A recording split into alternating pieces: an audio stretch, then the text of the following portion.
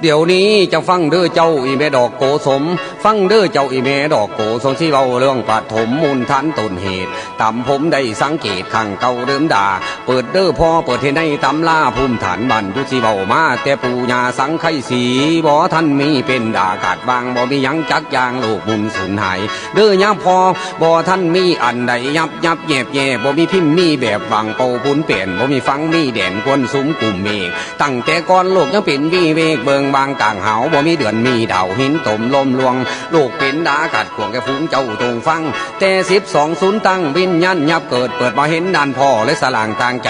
ขึ้นเบาไว้ไม่ข้างก้อนปัญหาอยู่ปฐมปัญนาวโลกคนเฮาวางโลกบ่มีแนวสมสังขารปุงเทงสังขารนั่นสองแห่งคือโลกกับธรรมสังขารเป็นผู้น้ำดินดอนมาเกิดบ่เสือให้ไปเปิดเบิ่งในตำนานอยู่ใต้โลกกวิธันเรียนจบครบแจกมุนพ่อปันป้าเด็กต่ำใส่กับหำโลหะเกิดป้านำสังขารคือว่าสัวระยะนั่นว่าเพิ่นไม่คำนวณโลกแปรผวนแข็งเมื่อใหม่ฟังเด้อพอใหญ่ข้างแหลกเดิม